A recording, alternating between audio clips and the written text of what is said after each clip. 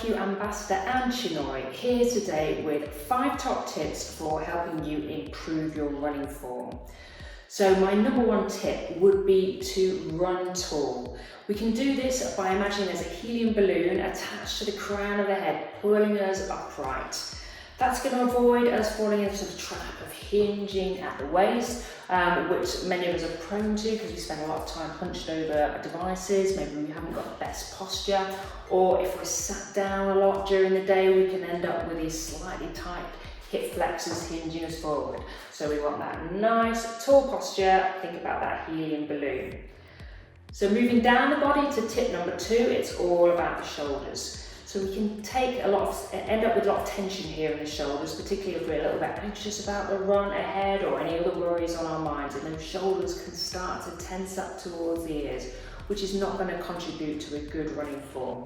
So we want to relax those shoulders and keep that nice upright posture. And tip number 3 is all about the hands. So it's kind of related to the shoulders. Sometimes, again with that feeling tense, we might have clenched fists here, which is going to travel, that tension is going to travel up the body, through the shoulders and the neck. So we want to loosen that grip with the hands, and a fun visualization that I like to use and tell my clients is to think about little hamsters. So imagine you've got a little hamster in the hand there. We don't want to crush it, so we just got that gentle kind of curled finger grip as we pump our arms. So moving on to the arms, that's tip number 4, and that's probably my favourite tip, which can make the biggest difference to someone's running technique.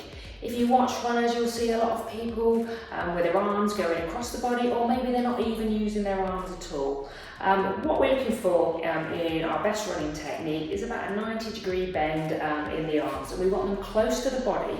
And for the most efficient movement forward, we want an active backward arm drive. So a good visualization for this tip is to think about hammering nails into the walls with our elbows. So my final tip is all about the feet. Ideally, we want those feet landing under the centre of our body mass.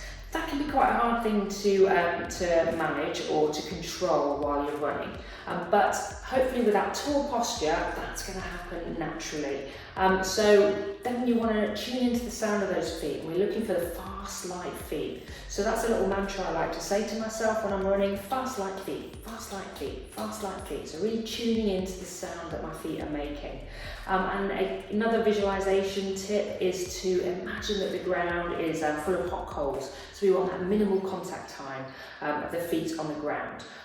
Or in colder weather, a better visualization would be to imagine it's like a sheet of very thin ice, and we don't want to go through the ice into the freezing water below. Just by pumping those arms a little bit faster as well, that can help us pick up those feet and keep that sort of light movement. So lots to think about there. I hope you found it useful. I would always recommend just focusing on one running form cue at a time in any run, and just see what makes the biggest difference to you.